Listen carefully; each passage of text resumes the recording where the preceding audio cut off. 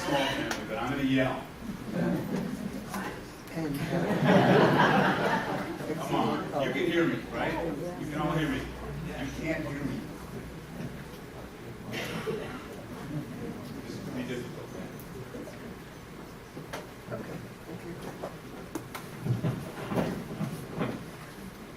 That's going to have to do. Wonderful. Okay. So thank you to Donna and the other members of the Tick Task Force for organizing this meeting. It's a pleasure to be here this morning. Thanks for your persistence so far. What I want to do this morning, and I will talk quickly because I have a lot of ground to cover in a short period of time, is to provide some of our newest information on various tick-borne diseases that affect us here in the Hudson Valley. And let me just tell you what the research goal in my research lab down the road at the Cary Institute, not far from here on Route 44, is to understand the biology of these tick-borne diseases well enough that we can actually prevent exposure, that we are well enough informed that we can either manage ticks, manage our behavior, or in some other way prevent exposure so that the chronic Lyme disease issue, other health problems from tick-borne diseases do not manifest themselves for us. So let me just jump right in then.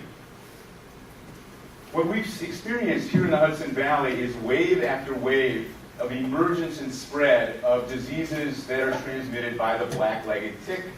We've already heard about these, so I won't belabor them. First, we've seen Lyme disease, which first emerged and then spread in the 1980s. Then it was anaplasmosis that arrived in our area and spread in the 1990s, followed by babesiosis that appeared in our area and spread in the 2000s, early 2000s. Now there appears to be a new kid on the block, as Andrew mentioned. It is called Borrelia miyamotoi. This is a spirochete bacterium related to the Lyme bacterium. It's been known for a while, but only known to cause illness in humans for a very short period of time.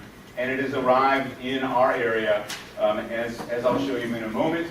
It's new enough that there are really no pictures of this spirochete bacterium available, so I've used this artist's rendition of the whimsical, and there's no name for the disease that's caused by this pathogen, so I'm simply calling it Borrelia miyamotoi infection. It may be arriving, it may be emerging now. We don't know, but we're keeping tabs on it. So these repeat some of Andrew's slides. I simply want to make the point that for Lyme disease, starting in the 80s, the number of cases reported nationwide have grown dramatically.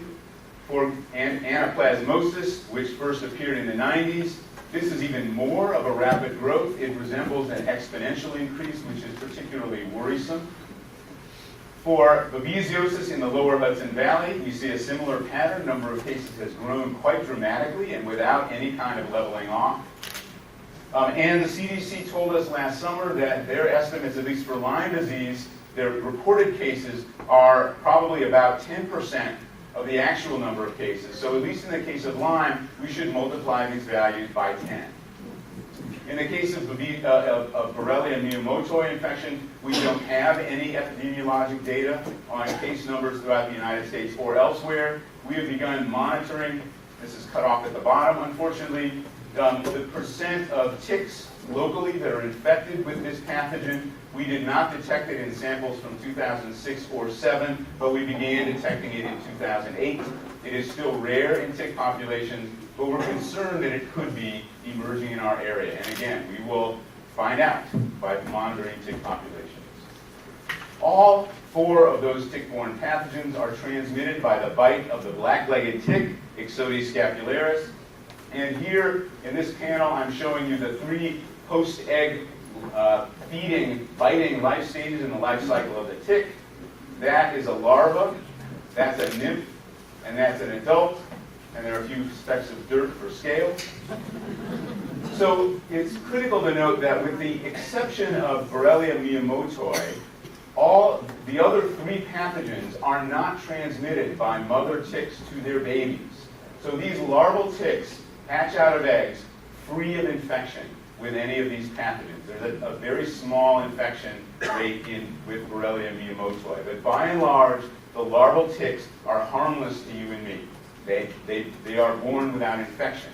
So if we get bitten by larval ticks, we don't need to worry about ill health consequences because they have nothing to transmit to us, with that exception of a tiny amount of Borrelia miyamotoi. Those larval ticks, though, are they're not at all picky in what host that they will feed on during that larval stage.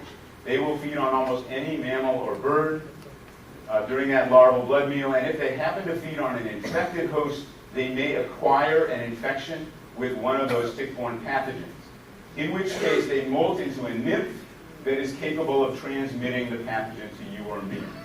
So when it comes to our risk of exposure to these tick-borne diseases, what we're mainly interested in is how many nymphs are there in the environment that are infected with these different tick-borne pathogens.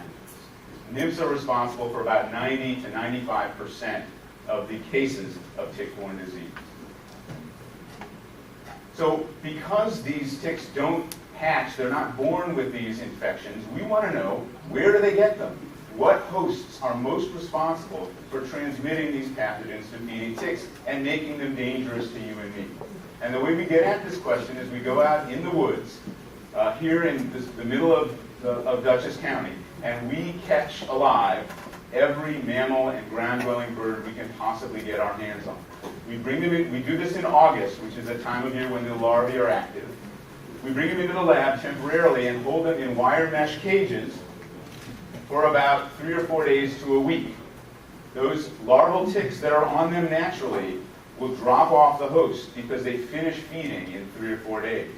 Because they're in wire mesh cages, those ticks drop off the host and we are able to collect them beneath the cage. We then test those ticks after they've molted into a nymph and ask how many of them are infected. Because when they started that blood meal on the host, they were not infected. If, as a nymph, they become infected, if we test them as positive, we know where they got it. We know which host they acquired that infection from. So for Lyme disease, this is what we find. The way you read this slide is that for the white-footed mouse, 92% of the larval ticks that feed on a wild, free-ranging Dutchess County mouse become infected with Lyme bacteria and molt into an infected nymph. And what I want to emphasize here is that there are 3 hosts that are largely responsible for most tick infections with Lyme bacteria. They are the white-footed mouse, the eastern chipmunk, and the short-tailed shrew. Well, what about for Babesia, microti, this other tick-borne pathogen? What we find again is that 3 of the 4 best hosts, we call them reservoirs of infection, 3 of the 4 are those same species. The white-footed mouse, here is the short-tailed shrew, and here is the eastern chipmunk. Well, what about for Anaplasma, this third tick-borne pathogen? Well, it's the same story again. The 3 most competent reservoirs, as we call them in the parlance, here is the short-tailed shrew, here is the white-footed mouse, and here is the eastern chipmunk. So, what that means is that there are a set of the same set of hosts that are responsible for infecting ticks with these 3 different pathogens. We've been interested in what is the distribution of ticks infected with each of these 3 pathogens in our county. And we've spent an enormous effort to sample 188 sites during 3 consecutive years scattered throughout the entire county. Some of you may be the property owners that we have actually requested permission to work on your property. And we appreciate that immensely because that's what allows us to get these data. What we have found is that for Borrelia burgdorferi, this is the Lyme disease spirochete, we find lots of infected ticks everywhere in the county. So this is probably no surprise to you. There are no areas that we are able to find that are free of ticks infected with Lyme spirochete. So I'm leaving that up for a second so you can sort of orient yourself to where you live, see how big is the red dot where you happen to live. Okay, so moving on to Babesia, we find again that ticks infected with Babesia are present throughout the county in somewhat lower numbers than for Borrelia, for the Lyme disease spirochete. And for Anaplasma, it's the same thing. We find ticks infected with Anaplasma scattered throughout the county, but again, the infection rate is somewhat lower than for Babesia. Putting all three of these together, you can see that there are some hot spots for all three of these pathogens. For instance, in this part of the county, so here, there are hot spots where all three of these are quite prevalent, and the local residents are at high risk. Well, we've been interested then in, so what proportion of ticks are actually carrying these pathogens? So if we go across all of our 188 sites scattered throughout the county, and we generate an average, what proportion of those nymph ticks are infected and potentially dangerous to you or me? What we find is that about 8% of those ticks are infected with Anaplasma, about 12% are infected with Babesia, and about 28% are infected with Borrelia. Sometimes it's quite a bit higher than this, sometimes lower, but that's the average across the county, across different years. What we might expect then, remember, it's the same species of hosts that are infecting ticks with all three of these pathogens, and they tend to co-occur in hot spots, at least in some of Dutchess County. What is the probability that we might find more than one pathogen in a single tick, which might mean that if you are unlucky enough to get bitten by that tick, you might get exposed to more than one disease at the same time, at the same moment. So we can create an expectation for what the probability is that a tick might have two of these pathogens. Let's say Babesia and Borrelia. The probability that a tick will have both of those, if you remember your probability theory, which I'm sure you all do from high school, if those two events are independent, then the probability that you have both is simply the product of those two probabilities. So for instance, if you flip a coin twice, you want to know what are the odds you're going to get two heads. That's the product of those two probabilities, which would be the first time you flip it, it's going to be 0.5. The second time you flip it, it's going to be 0.5 again. So the probability that you're going to get two heads out of two coin flips is going to be 0.5 times 0.5, which is 0.25. Okay? So we can do that to create an expectation for these tick-borne diseases. So I'm going to roughly approximate here. So for Babesia, we have approximately a 10% infection rate. And for Borrelia, we have approximately a 30% infection rate. We multiply those together, and our expectation is that about 3% of ticks should be co-infected with both of those pathogens at the same time. That seems pretty low, maybe something that would be a fairly low probability event in the real world. Well, what do we actually find? Is it 3%? No, it's not 3%. It actually turns out to be over 6%. So the probability of a Borrelia and a Babesia infected tick, or a tick having both of those pathogens, is about 6%, considerably higher than the expectation that these things are somehow being transmitted independently. And what we find actually is that for most of the co-infections, the probability is much higher than what we would expect from those independent events. For Lyme and Anaplasma together, it's about 20% higher than our expectation. For Lyme and Babesia, as I just shown you, it's about 85% more likely. And for a triple infection, Lyme, Babesia, and Anaplasma, it's almost 90% more likely than would be expected based on a random pattern. And this is an important message for physicians as well as for the public. If there is a patient who has Lyme disease, there is a reasonably high probability that they also have another tick-borne infection. So what I've said is that these culprits right here, as cute as they are responsible for infecting ticks with multiple tick-borne pathogens. A bit of good news is that there are creatures out in the woods that are helping us inadvertently. They don't intend to, so far as I know. But there are mammals and birds that prey on these small mammals, kill them, and potentially can regulate their populations. We've been studying this creature right here, the red fox. And these are results from my postdoc, Tal Levy, who has shown that the greater the abundance of foxes across New York State, the lower the incidence of Lyme disease in people. So here what you find, when foxes are very abundant, so that's out in this area of the graph, the number of cases, the incidence in the human population is low. When foxes are scarce, down at this end of the graph, the incidence of Lyme disease in humans can be very high. So foxes are doing us a big favor.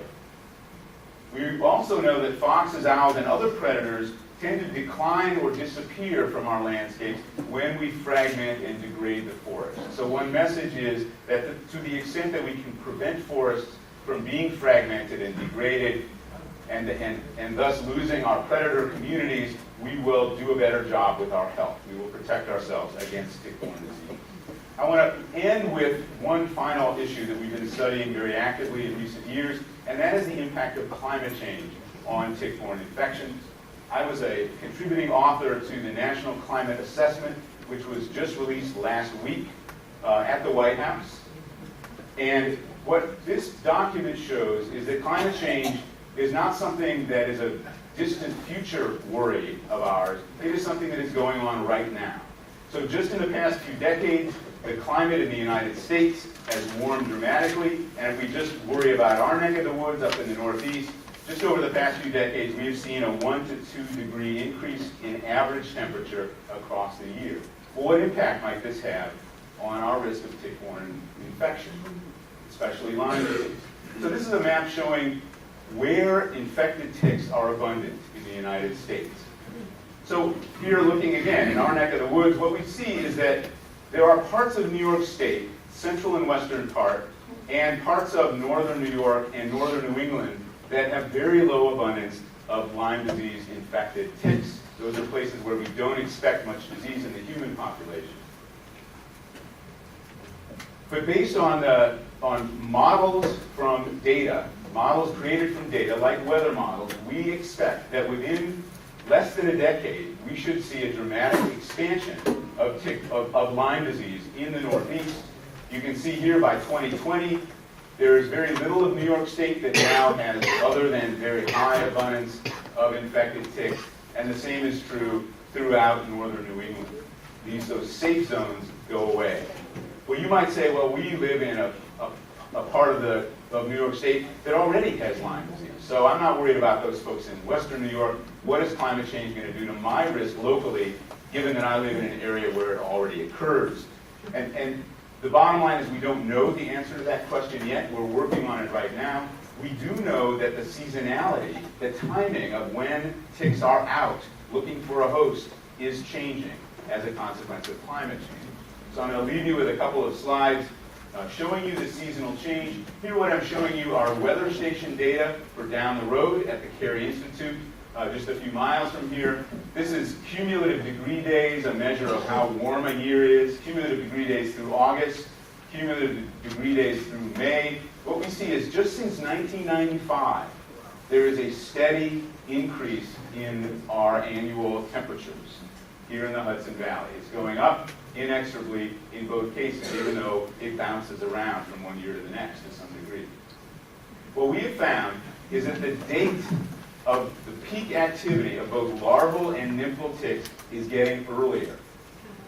So just looking at larvae right here, these are warm years out here, cumulative degree days through August. These are cool years back here. What we find is that during warm years, the ticks are active about 2 weeks earlier than they are during cool years. And the same is true down here for nymphs. They're coming out a few weeks earlier as it gets warmer. We've been able to project what will that do in 2050. And what we have found is that when I first started this work in the early 1990s, the peak activity period, our risk, the peak of our risk in the Hudson Valley was early June, the first week of June. Right now, it's May 24th. And according to these trends, by 2050, it's going to be early to mid-May. So what this means is that although we should be proclaiming May as Lyme Awareness Month right now, pretty soon it's going to have to be April. So I'm going to give a quick wrap-up. We've seen wave after wave of tick-borne disease. We don't know whether there will be additional ones. We are trying to monitor them very carefully. All of the ones that we know currently come to us via our friends, these small mammals, mice, white-footed mice in particular. These mammals thrive in suburbanized landscapes because that's where we often lose predators as a result of habitat destruction. Lyme disease is marching north and west with climate change. And in the Hudson Valley, ticks are appearing earlier and earlier as the climate warms.